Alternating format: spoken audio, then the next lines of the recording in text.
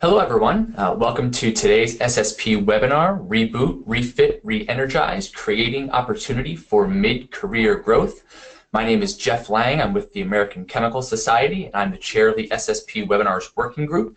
And today we are pleased that you could join us. Before we get started and hear from our distinguished panel of speakers, you'll be seeing the SSP splash screen while we go over a few housekeeping items. Your phones will be muted automatically in consideration for our presenters and our fellow webinar participants. Please use the chat feature set to organizers and panelists only to send your questions, or if you need to let us know that you're having technical difficulties, you can use that chat feature as well. All your questions will be saved until after the panelists have finished speaking. When you do ask a question, please specify which presenter you'd like your question directed to, just so that our moderators can be sure to pose it to the correct person. And also, please send your questions as we go. Don't wait until the end, just send it in as you think of it. At the conclusion of today's presentation, you'll receive a webinar evaluation via email. We encourage you to provide feedback so that we can continually improve the SSP webinar program. You will also receive a link via email to the recorded broadcast for this webinar and the slides. Our moderator today is Jason Point, Publishing Director of the International Anesthesia Research Society. Jason has spent over 25 years in professional and scholarly publishing, most of it with Wolters Kluwer. His career path has included several significant changes from military history to healthcare publishing, from selling nursing education products to journal advertising, and then from advertising to become a journal's publisher, most recently transitioning from working on the commercial side of the business to nonprofit. Thank you, Jason, for organizing us today, and with that, I will turn the webinar over to you and our panels. Thank you, Jeff, and good morning, everybody. For those of you who are joining us today, I hope this will be an especially beneficial webinar. I was excited to moderate this. As Jeff just mentioned, I've had some numerous career changes myself, so I know of what our presenters will speak today. So the presenters that we have today will be starting with Allison Muddett. Allison joined Public Library of Science as the Chief Executive Officer in June 2017, where her primary role is to ensure PLOS's continuous innovation, bold leadership, and mission-driven differentiation in the field of scientific communication. Prior to PLOS, Allison served as Director of the University of California Press for 6 years, where she ushered in new strategies to lead the press into the digital age, including the innovative journal and monograph open access programs, Collabra and Luminos.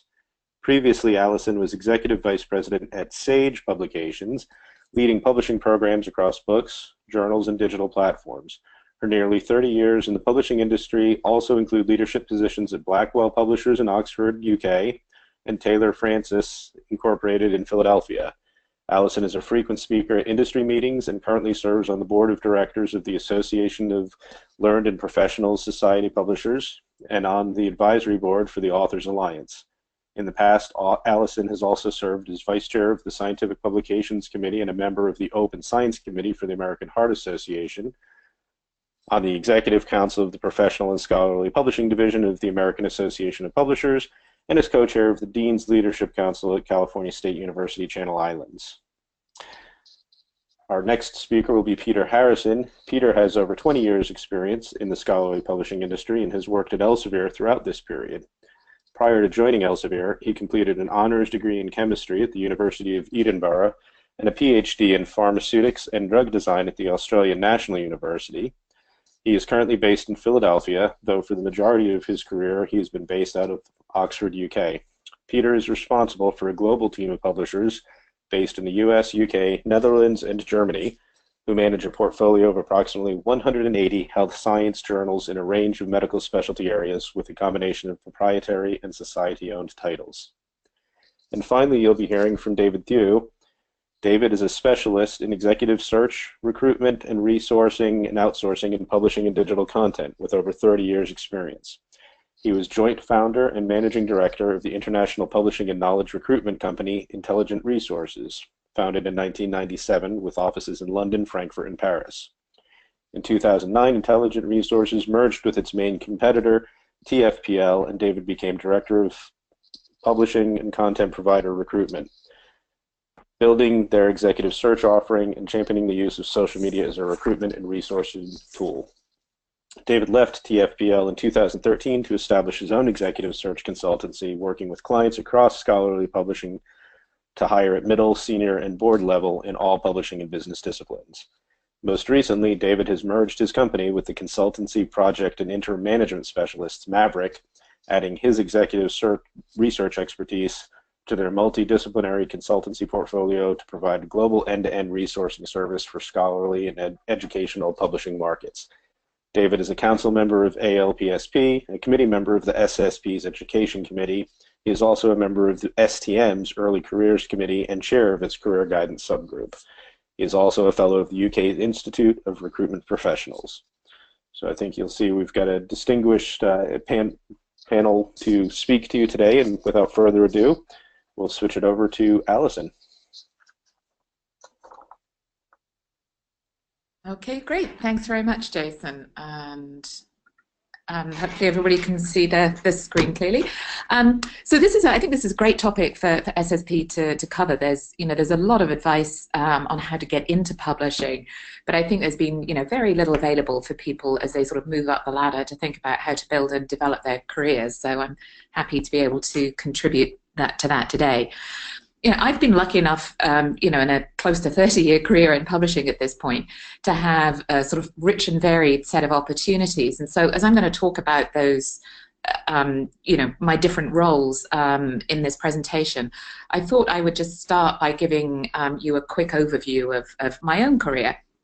So I was sort of one of those humanities graduates who had done a master's and wasn't quite sure whether I was going to do a PhD or what to do, and ended up starting as a marketing assistant at Blackwell Publishers in Oxford back in 1988. And, for me, publishing has been that, scholarly publishing has been that wonderful career that allows me to keep one foot in the world of science and scholarship and ideas, but also having a foot in the business world. And it's for me been a perfect combination.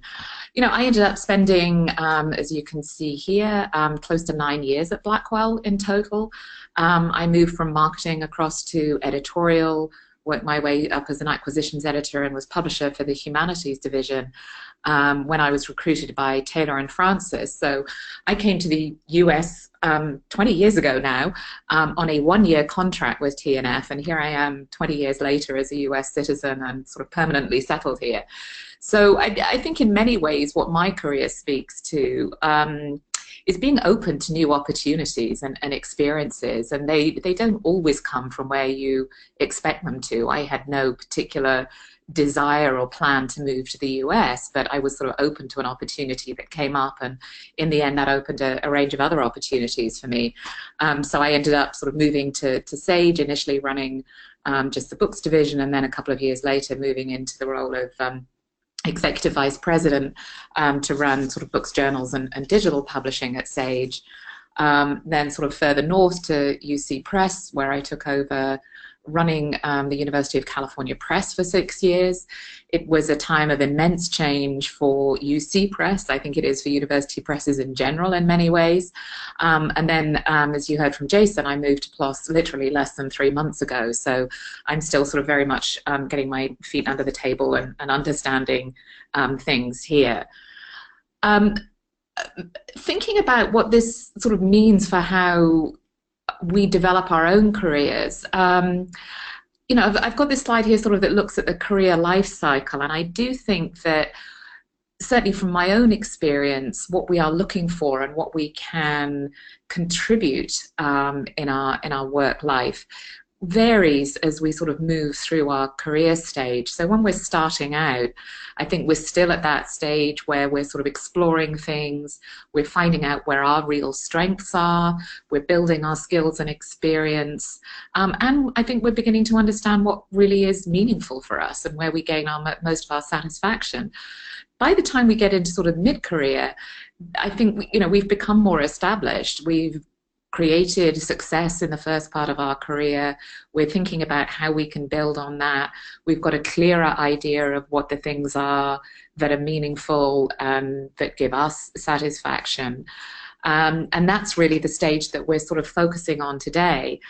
In many ways, I think early on, I was lucky to have a great mentor, and she used this framework of having what she called the 3 Ps, and what those referred to were people, place, and profession.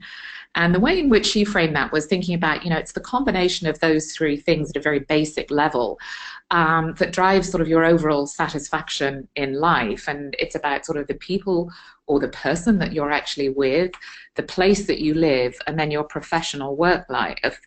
And I think, the importance of each of those factors varies from across individuals. Some people really don't care where they live. I do, and I'm staying put in California as a result of that. And those things may change throughout your career. There are times when you really want to focus maybe early in your career. That's the main important part. But as you grow, you build relationships, you perhaps build a family, other things start to have a different weight. And so that for me has always been a useful framing as I've thought about new opportunities or what I might want to do next, is to think about what's the right balance of those 3 things for me at this point in my life. Of course, sometimes that isn't enough, and we all find ourselves in situations at different organizations or at different points in our life for different reasons, where we recognize that things aren't quite as we want them to be, and that it might be time for change. And I guess it's sometimes difficult to recognize that. So I've certainly been in roles where this first one was true, and I sort of sit around thinking for a number of months or more, maybe things are just going to get better and it's just me, it's just a phase I'm going through. And I think, the one time I really found myself in that situation, it probably took me at least 6 months to recognize that things weren't getting better and things weren't going to change in this particular role at this particular place. And so it was up to me to think about what came next. But part of that, I think, is also understanding what the root problem is, and whether it really is about the organization or whether it is something to do with a point that you're at in your life, or something specific and unique that's happening that may pass. There are different solutions to that as well, whether it's just the role and actually there's an opportunity for you to move to a different part of the organization, a different office within the organization that might solve the problem, or whether you're really looking for a more radical change. And then really understanding what that new role might require. If it does mean you're in production and you're really interested in a career in marketing, how can you close the gap? What are people looking for in marketing? And how might you equip yourself to be able to sort of make that move, if not immediately, then when you want to be able to do that. That said, there are also times, I think, where we don't necessarily get to plan a change. So I've been sort of talking a little bit there about how you can sort of plan ahead for your next career move, but sometimes it's just a matter of fact that the world changes around us in some ways and we're forced to rethink our assumptions. Sometimes that can happen as a result of something in our personal lives, but quite often it may be something about the market or the industry in which we work. And so thinking about my own career sort of started in the late 1980s, and as I note here, sort of my first and wider roles came probably in the sort of mid-1990s, where it became clear that the changes that publishing, scholarly publishing, and the world in general were facing were really nothing short of revolutionary. And so I really had to take on board that if I wanted a sort of lifelong career in publishing, I needed not only to understand, but to be able to embrace the new technologies that were really about to transform our industry. It's been a sort of fundamental shift and requirement, I think, for anybody in publishing over the last decade or two. I started my career in what was, the very tail end of the old print paradigm, where publishers created content and were able to sort of push it out to readers and users. And that's the framing that publishing had historically been accustomed to dictating what the reader could consume. But that's changed dramatically, and suddenly we as publishers have found ourselves needing to think about how we not only attract readers, but how we keep user attention. We can't simply be creators of content. We all have to be experts in user experience, in content discovery, and above all, highly skilled experimenters. So it's a very different kind of market to the sort of traditional sort of fusty old-fashioned idea that publishing had through much of the 20th century. As you think about what resources are available, as you think about changes, I wanted to highlight here some of the different resources that I've used at different points in my career, who I think could be really valuable, helping you work through the balance of sort of your personal life and your work life and what's important to you at any given time. As I mentioned just now, I've been lucky enough to have 2 or 3 really great mentors at different points in my career. And I think that, you know, they can serve different roles. They can provide advice, they can serve as a great sounding board, and in some ways they can provide sort of psychosocial support through this process as you work out what it is that you want to do next. And sometimes you're lucky enough to have mentors who are sort of within the industry, who may be able to serve as connections to other people or even references at some point in time. And then a career coach is something that I think is probably less common for people to use. So I've had an opportunity to work with coaches, you know, through my professional life and through work, but there are people who sort of do this independently, and I think a coach can be useful in helping you understand what's right for you.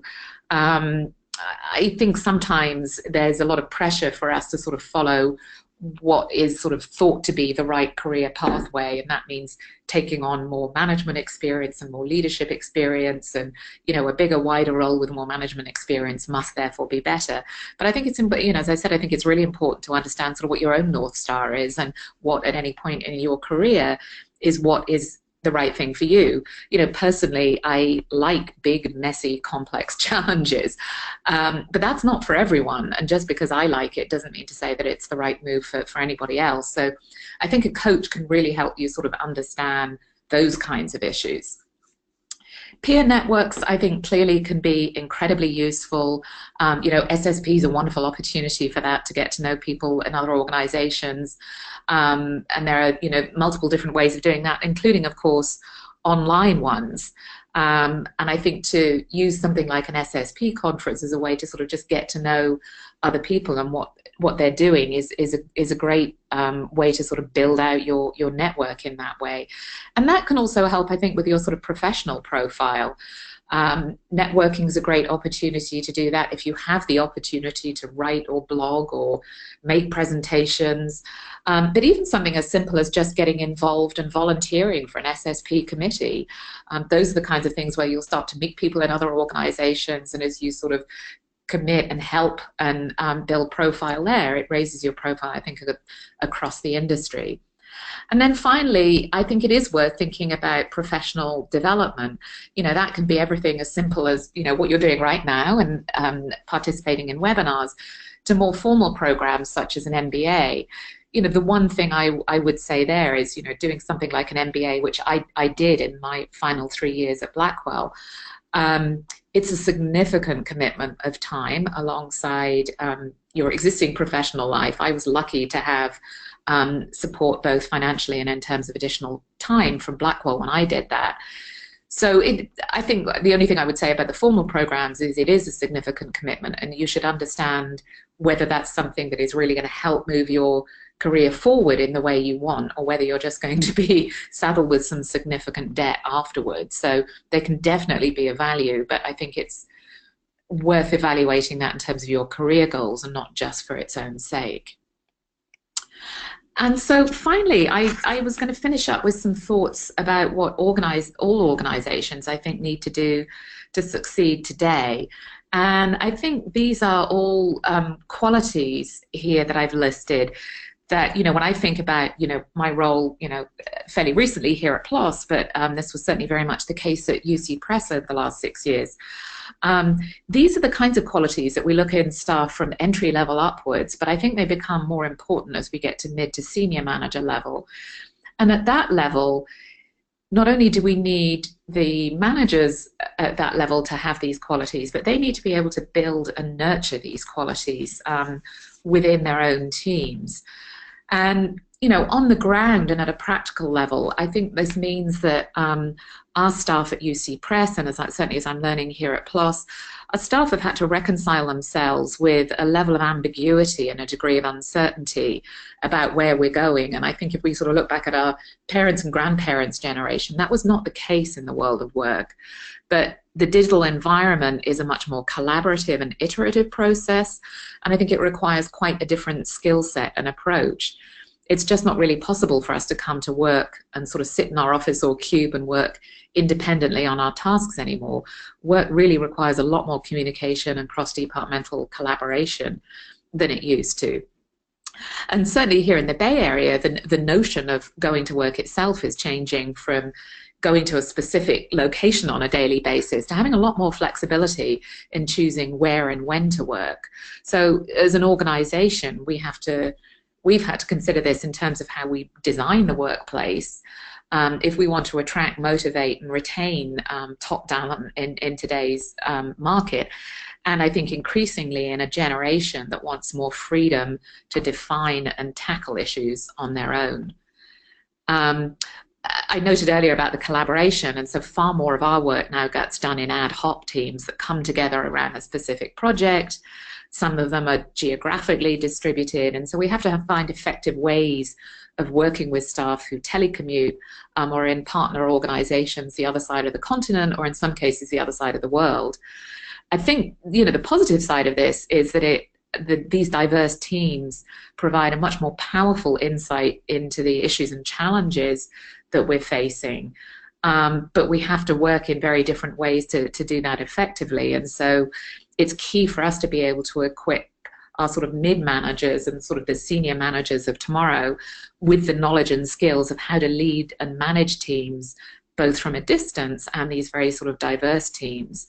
So there's a way in which our managers have to sort of shift their mindset from managing by seeing to managing by results. And then I was just going to finish up with this quote, which was actually in an interview that I read recently with the guy who's moving from Expedia to Uber, which I think if anybody wants a big, messy, complex challenge, that has to be it these days. And there are a couple of things that I liked about this quote. The first is that you have, you know, a very senior CEO admitting that he's scared. And I think there's something very powerful for us as leaders in being able to admit that kind of vulnerability and that we don't have all of the answers.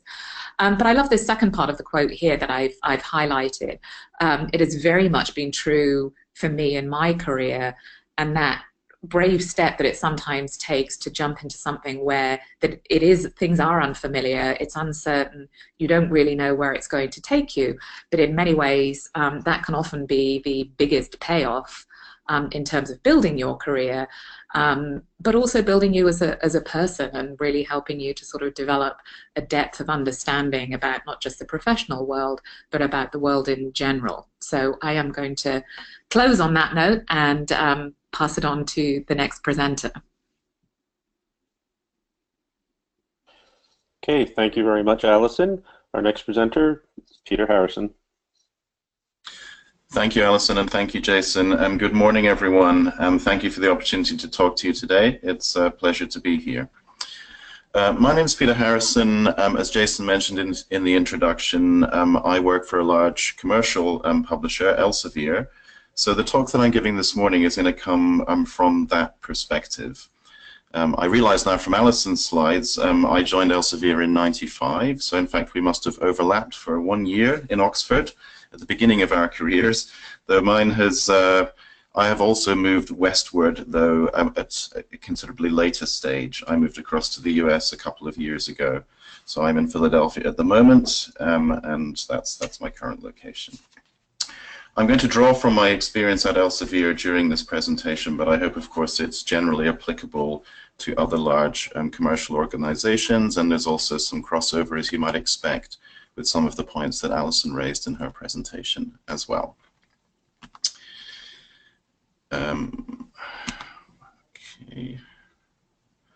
My slide deck. Sorry, my slide deck had frozen for a moment. I think it's working now.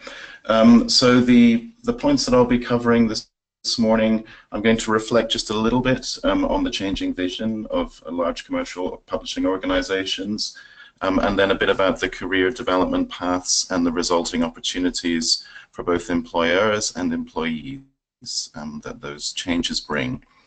I'm going to talk a little bit about skills and competencies that we look for and that we find particularly valuable in the current business environment. and then some brief closing remarks. This slide really just shows the vision or mission statements from 3 large commercial publishers, Elsevier, Wiley, and Wolters Kluwer.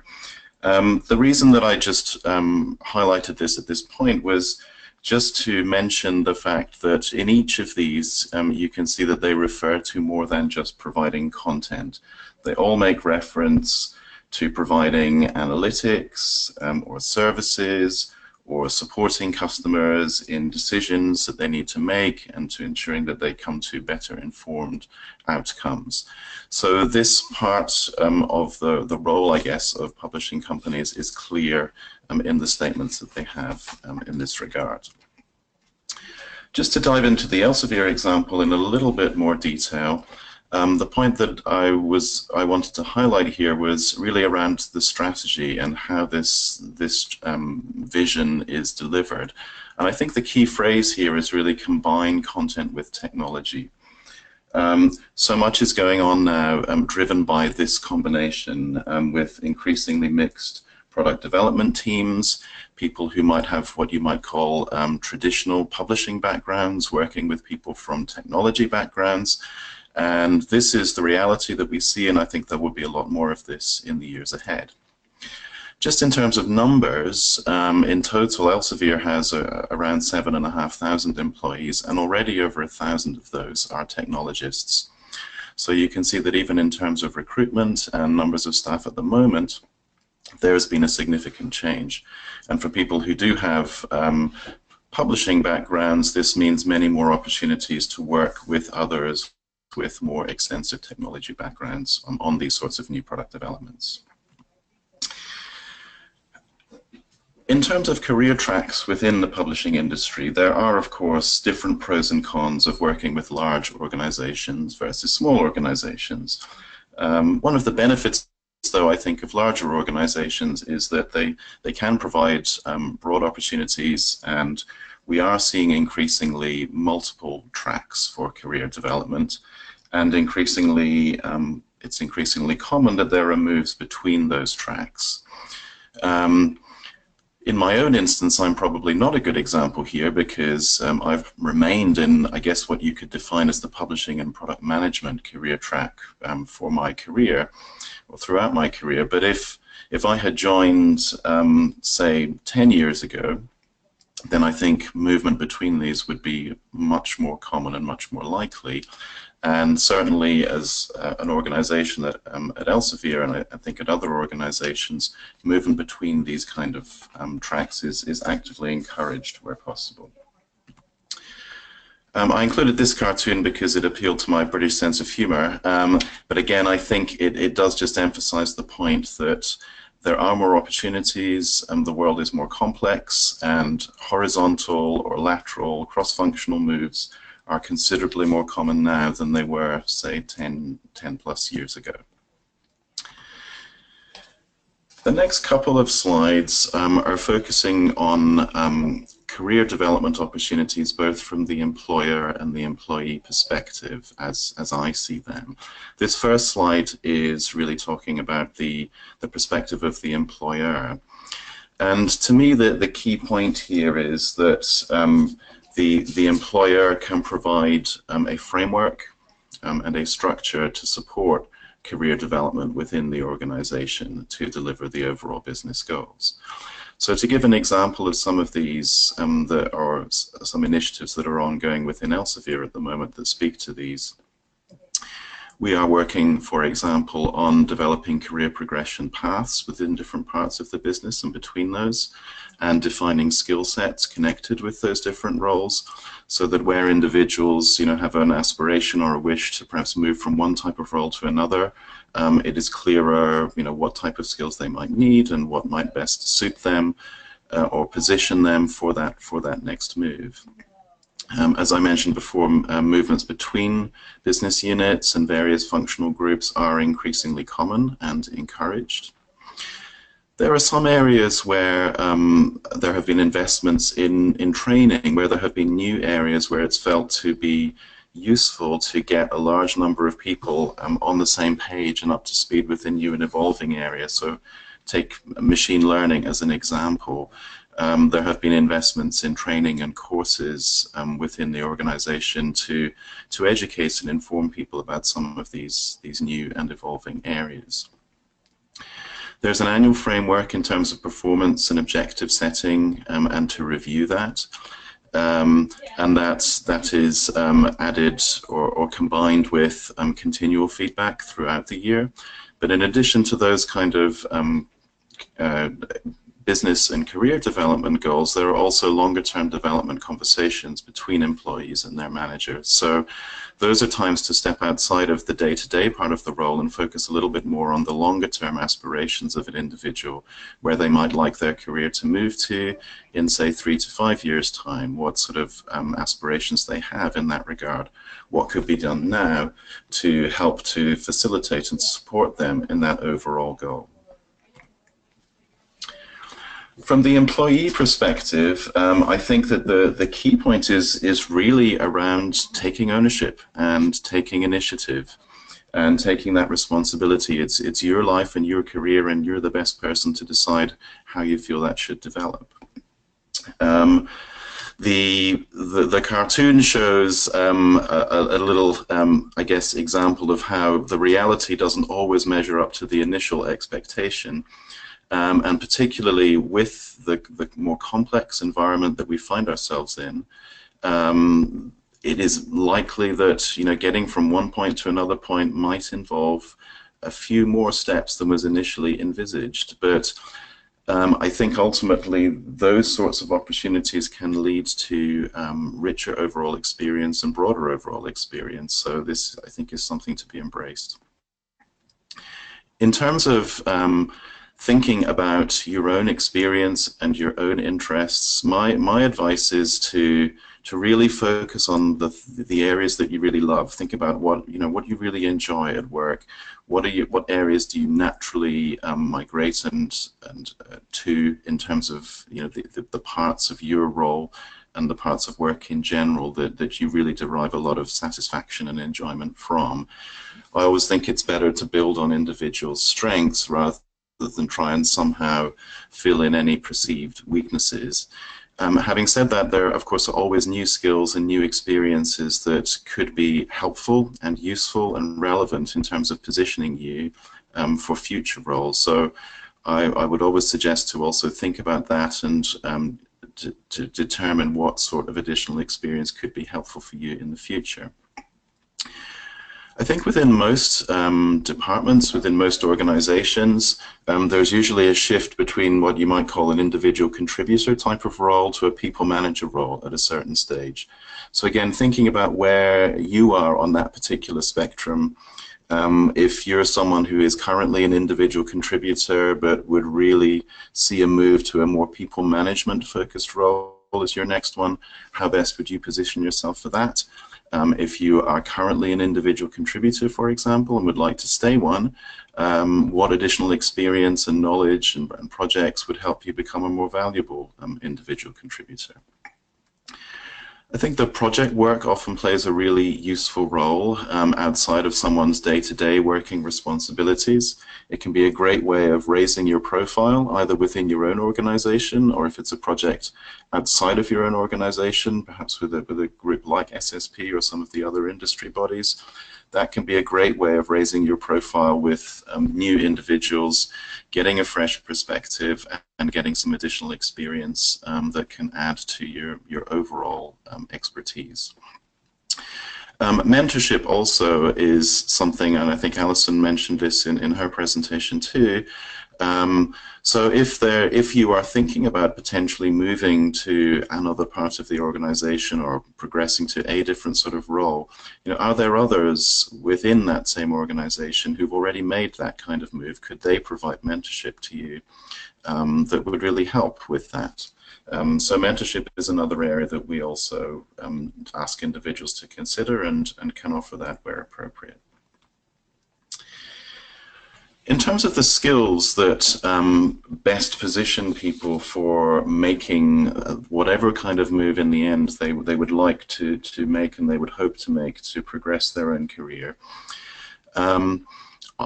I would say the transferable skills really are key here. I mean, the list on this slide shows the kind of skills that we often look for in terms of positions that may arise in the current environment. And I think these are, these can be taken equally from, again, what you might call traditional type of roles or more technology-facing roles. So being aware of how to apply the skills that you already have and how those can best be transferred to any new type of roles that you may be interested in is really key here.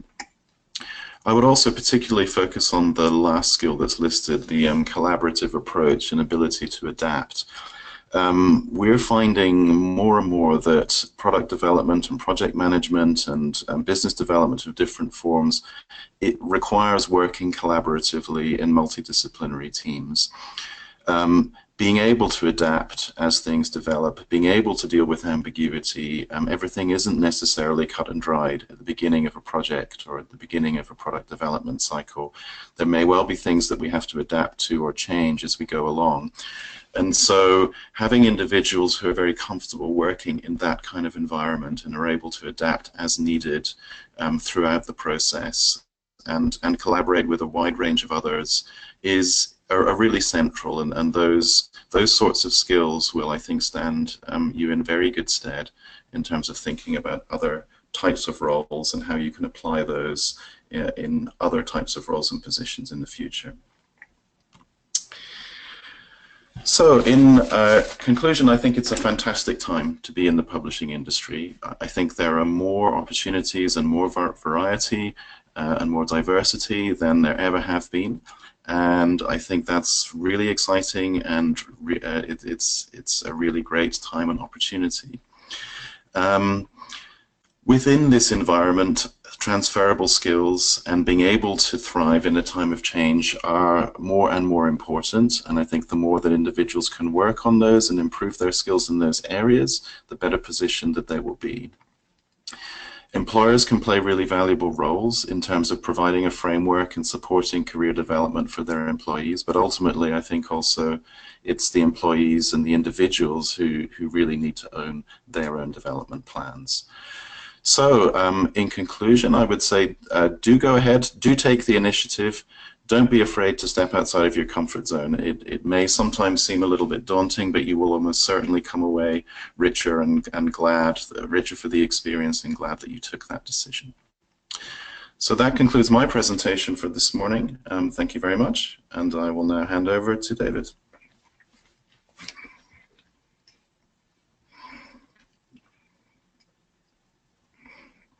I'm just trying to, thank you very much. I'm just trying to get my screen to show, and I'm showing completely the wrong thing at the moment, so bear with me a moment. I appear to have lost my PowerPoint. I do apologise. Just bear with me a moment if you would. Sorry about this.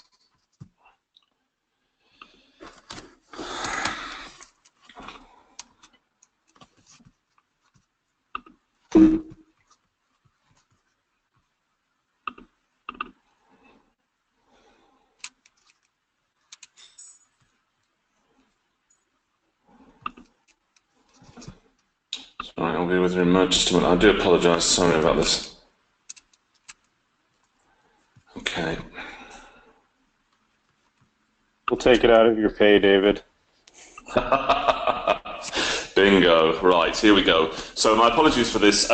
So my name is David Thew, and I am most recently the Commercial Director at Maverick Publishing Specialists. My background is very much, and my continued focus is very much in executive search and recruitment in the publishing and digital markets. I have spent pretty much my whole career in the online content market in one form or another, about 20 years of that in publishing recruitment across all disciplines.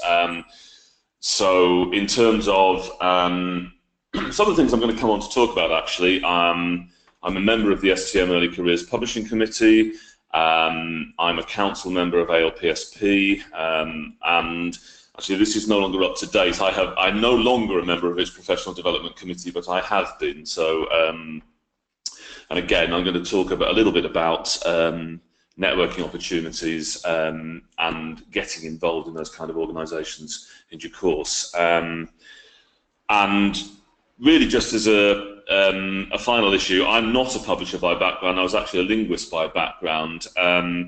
I trained as a translator, and as I think many people do in this industry, I kind of fell into publishing. And again, in a way, I'm going to come back to that in a little while as well, in the sense that I think, you know, never underestimate any of the experience that you have gained at any point in your earlier career, because somebody somewhere may well find that useful, and it's always you know, a dangerous thing to underestimate that. I'm going to talk about, I suppose, mainly about soft skills really today. I think that at this level in people's careers, it's reasonable to assume that a lot of the skills that you require to do the job you're doing are almost a given. So I think it's more a question of how do you take those, how do you develop those, how do you build on that, you know, to take that next step forward in your career.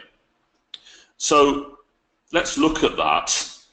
Firstly, from the point of view of what I feel publishers want, and this is from my own experience as a recruiter, looking at the kind of roles that I work on, also looking at, interestingly, what candidates have said to me they are being asked for, either by their existing employers or by you know, by organisations where they've perhaps looked at a particular role. So I think both Allison and Peter have also emphasised this, that publishers are looking for commercial skills, you know, almost regardless of you know, what you may be doing within an organisation. You're not doing that in a vacuum, and I think at the very least, having an understanding of how that impacts on the commercial imperatives, if you like, of the organisation becomes increasingly important. So I think, you know, having an understanding of that, and second to that, I think ability to map one's specific disciplines to that commercial agenda. So, you know, you may well be in a commercial discipline. You might be in sales, you might be in marketing, you might be in, you know, very much the front-facing end of product development, but you might also be in production or in editorial or in workflow. But of course, you know, particularly given the agenda of things like open access nowadays, that is as commercially significant as anything else that a company may be doing. And understanding and mapping those disciplines, I think, is something that increasingly publishers are looking for. Technology awareness. That doesn't necessarily mean that you have to be a technical whiz kid, but I think it does mean that you need to understand the technologies that are at play, and how those can impact on your organisation, on the industry, and on the industry at whole, for better or worse. I think communication, the ability to communicate with multiple stakeholders in their language, and I don't mean, you know, Chinese with the Chinese. What I mean is being able to, I mean, obviously that's going to be a considerable help, but what I mean is being able to talk to different cohorts, if you like, within your organisation in a language that they understand, that may not be the language in which you would typically communicate your responsibilities to your immediate peers.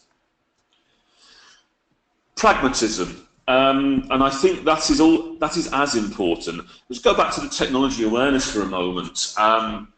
You know, I think having a really clear understanding of when, for example, a new piece of technology could be really beneficial to your organisation, and when actually for your organisation it could be a red herring that could actually be a very costly mistake. I think, you know, understanding the difference between having vision and having the ability to translate that into something which, you know, which is of benefit to the organisation is very important. I think an ability to assimilate and present those ideas and requirements concisely, which kind of comes back to the point about ability to communicate. Connections. My sense is that publishers and the publishing industry, want people at this stage in their careers to be well networked, well connected, able to use those industry connections to get a sense of what's going on in the wider world. What is impacting the industry, whether that's technology, whether that's business trends, whether that is changes in research policies, whatever that may be. I think having those connections and knowing how to use them becomes increasingly important. We've heard from both the other speakers about financial acumen, and again, I think that that doesn't necessarily mean that you've got to be a whiz kid with accounts, but again, understanding how to interpret financial spreadsheets and how to look at the way that the business is presented, if you like, and you're part of that. Leadership. I think that at this point in one's career, being able to provide leadership to whether that's through direct reports to a team, whether that's through team mentoring, team leadership training, or indeed whether that's through project management and the ability to manage multiple teams for a range of projects, where those people don't necessarily have a direct report to you. There's quite an art in that, and I think that again, that's something that employers increasingly look for. And project management, as I've just said, the ability to manage fairly multidisciplinary project teams, the projects that those teams will be working on, and to understand, again, the place where that project sits within the organisation and the impact that they may have. An ability to work in and across matrices, and to a degree that's the same thing as project management. But I think that increasingly organisations, certainly the larger ones, are complex matrices of myriad different responsibilities. Some of that geographically, some of that discipline based, where what you are doing will impact on and be impacted on by other parts of the organisation. So being comfortable working within that, using that to your own benefit and to the benefit of the responsibilities that you have or are looking to build, I think is again, increasingly, again, it's quite a challenging skill, but I think it's a skill that people are increasingly looking for. Vision, having a degree of strategic impact and influence on the organisation. And I think marrying that with the pragmatism that I talked about earlier on, so not being the sort of blue sky visionary who has the idea and then goes away and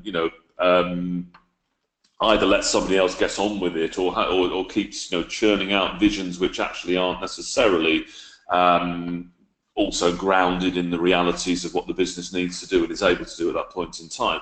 But I certainly think that having that vision, having an understanding of what the business could do, and being prepared to communicate that. Digital expertise, I think, is a given. We've all, all three of us, I think, now have talked about that. It is a digital marketplace, it is a digital environment, and it is a digital world. So, publishing is a part of a greater digital environment. It's almost, I used the term in a similar context to somebody else last week, the Hooverization of content, that notion that actually practices and technologies and things that people are using all become embedded in our psyche. The way that everybody calls a vacuum cleaner a Hoover is a similar kind of idea. That sort of digital world that we all live in is almost embedded in our psyche, and understanding that and how that impacts on and indeed presents opportunities for the the organisation and for oneself, I think is very important. Advocacy. At this level within an organisation, you're an ambassador for that organisation. You need to be able to champion that organisation, whether that's to whether that's your department to the rest of the organisation, or whether that's the outside world. And ambition. Wallflowers don't get on, I'm afraid. So you need to show ambition, and you need to be prepared to present that. So, moving on, what do typically mid-career professionals want? I've based a lot of this on conversations I've had with a number of people who are at this level in their careers, and in particular, a couple of people that I've been involved in mentoring them. They want recognition. You are at a stage in your career where you're looking for, some recognition for what you're doing and the influence and impact that you're having. Often people want clear personal development goals. They want a career path and they want clarity around that, and they want that delivered on. It is no good an employer saying, this is where your career can go, this is what we're going to do with you, and then failing completely to deliver on that. People leave because of that kind of thing. Training. They want new skills and want to acquire new skills and new expertise, and to be able to put that to use within their roles. Mentoring, which is not necessarily the same thing as training. I think as both Allison and Peter pointed out, mentoring can often be provided by somebody outside the organisation, and is probably a more one-to-one personal experience, very often about the specifics of that person's career development path. But I think, that is certainly something that increasingly people look for. Accurate performance measurements, setting, whether that's KPIs, whatever that criterion may be, making sure that it's understood, that it's upheld, and that it is measured accurately, and that action is taken on the back of that, so that the person concerned can see that there's a clear path there. Impact and influence, kind of like recognition, but a sense of purpose, and there's a sense of actually doing something that will have an impact on the organisation, rather than being somebody that is, has got some great ideas and is doing sterling work, but if they came to work and hid in the kitchen cabinet all day, nobody would necessarily notice, and I'm sure we've all been in jobs at one time or another where we've kind of felt like that on occasion. So, having that impact and influence. Staff and management, we've talked about publishers wanting that, and I think people at this level in their careers, individuals, want that as well. Some degree of control of their own destiny, I think, is what I mean here. Some degree of ability to shape that career, working with all the various stakeholders that may impact on that, but beginning to feel that they can actually have some influence over how that evolves. Connections. Now, I talked about how I think publishers want people to have connections. So do mid-career professionals, in my experience, and they want the ability to connect. And that's really important. It is no use an organisation saying, we want our mid-career people to have networks and to be able to use that and all the rest of it, and then actually not being prepared to pay for somebody to go and attend an ALP seminar or an SSP conference or whatever it may be, where they will pick up those connections, where they will hear about what the marketplace is doing, and where they can get information which they can then, bring back to build into whatever it is they're doing within the organisation, or wherever it is they would like to go. So it does work both ways. Leadership, and I don't mean that they want leaders. They want to be in the leadership role. Time without number. I've spoken to people over the years as a recruiter where they've said, there's a gap between me and the senior management. There's a disconnect there. Almost certainly that's not deliberate, but there is often a tier of leadership and mentoring in a way within the organisation which is missing.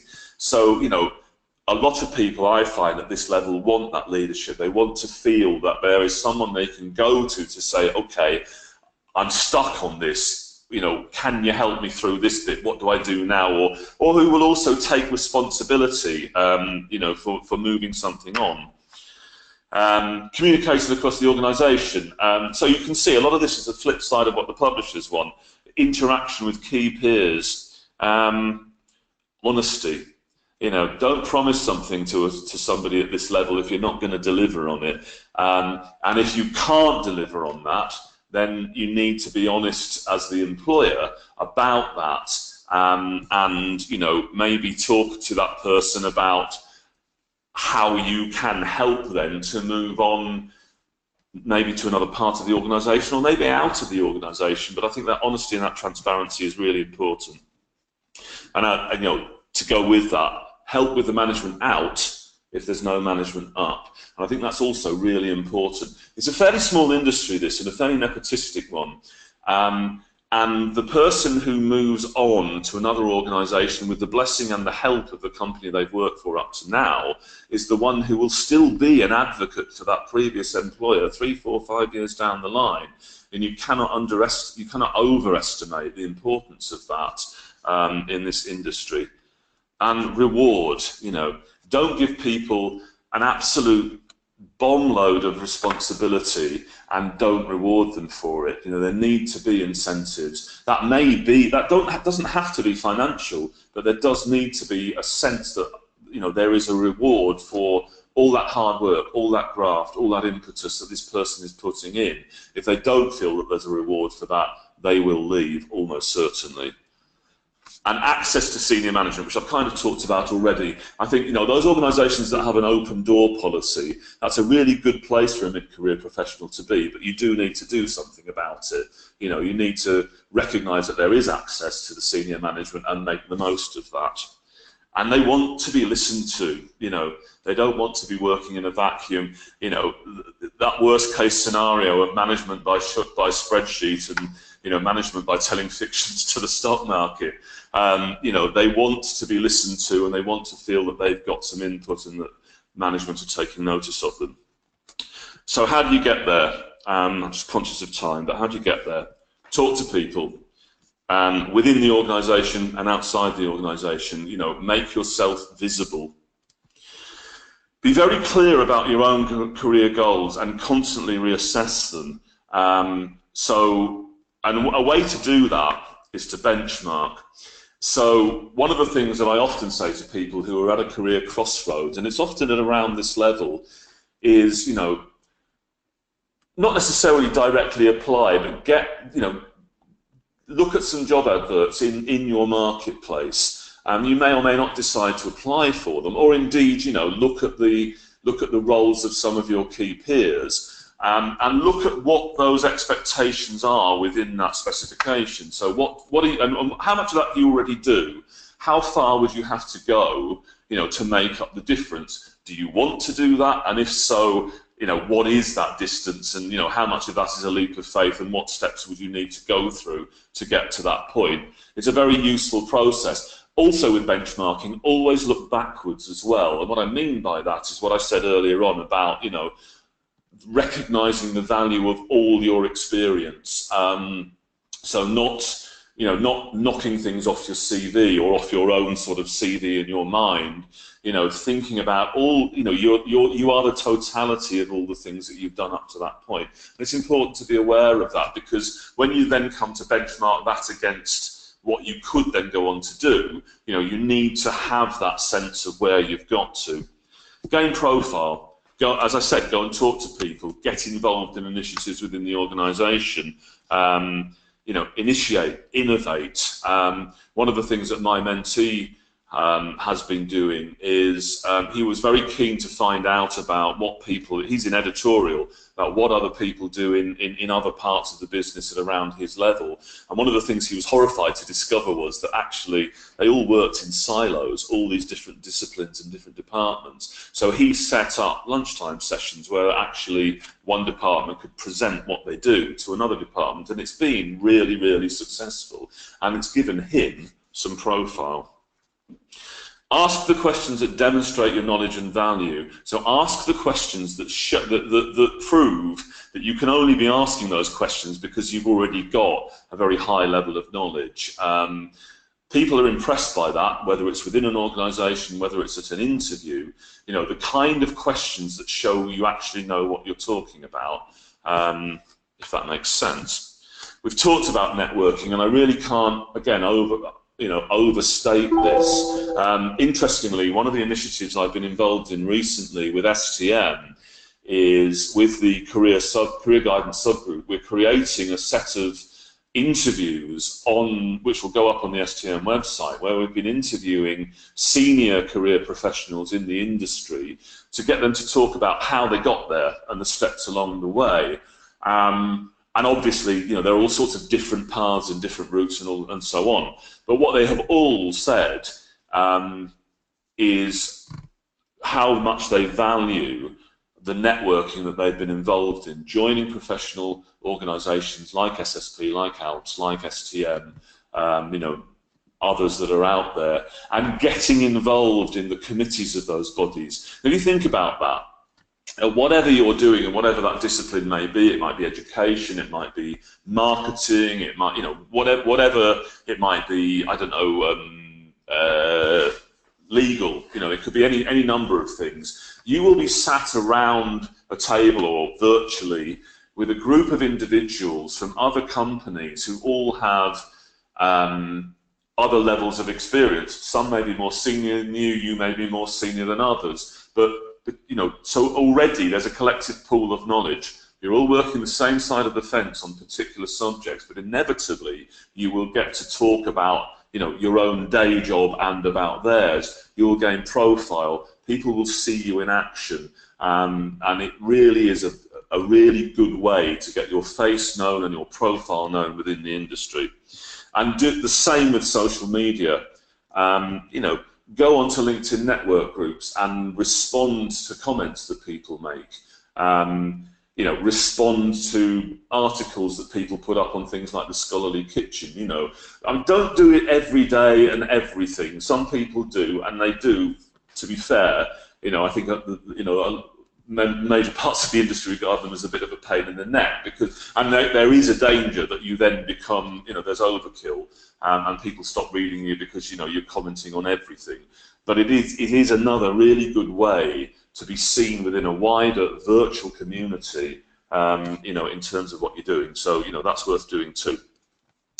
Get a mentor, as we said, and in that context, you know, SSP and STM have active mentoring programs. I think that ALPSP are going to be introducing one as well. It doesn't have to be through those groups, but they, you know, they have active programs.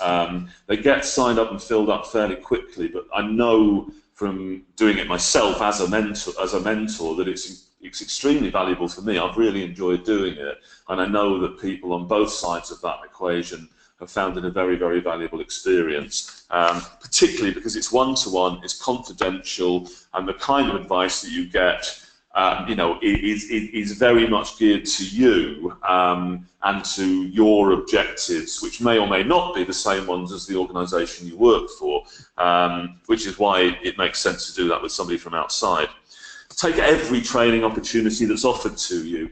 You know, everything that is available. No new skill is ever a bad skill. And even if it simply is a scratching of the surface, like, you know, we talked about finance earlier on, you know, so finance for a non-finance professional, you know, that can be a really useful course. If all it does is helps you to understand a balance sheet or a, you know, a P&L account, or you know, or even a sales forecast or whatever that may be, you know, that kind of skill, as an example, can be really useful. And you know, every time you go on something like that, that's another little bit you can add to your experience that you can market to the right people.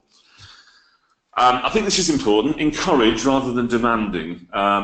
You know, there may get a point where actually you've encouraged to the nth degree, and now you are going to demand because it's the only way you're going to get any notice taken of you. But seriously, you know, talk to people in context. You know, encourage them based on how how their reaction and how their action that you would like them to take will help you and help the organisation. You know, so be positive and about how you approach that.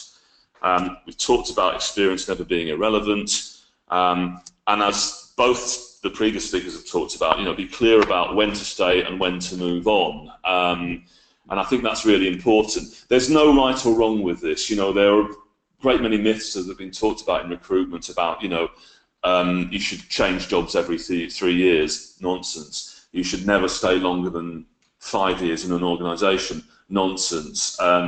It's really about when it's right for you, and when it's right to stay on because there's another opportunity, and when it's right to move on. And it's really about getting that timing right and thinking about it. And that comes back to benchmarking, being clear about your own career goals, and so on. Set realistic goals. If you are currently in your 11th year as a professional in publishing, with the greatest respect, you're not going to become CEO of Elsevier within 2 years' time. It's not going to happen. So be realistic about your goals, but have that ambition, and maybe look at sort of setting yourself a 3, 4, 5 year target, and looking at where you would like to be in that time period, and what you think are the likely steps that you're going to need to take to get to that point, and sort of work it that way, I think. And that's really me. I rather liked this slide, so my apologies for putting this up, but it just amused me. This is so much more fun than reading CVs. It's a sort of X-factor approach to recruitment. But in a way, there's some relevance to this as well. That it isn't just about someone reading a CV, whether that's your own employer, whether that's another employer. It's about all the other things we talked about as well. So thank you very much, and that's me done.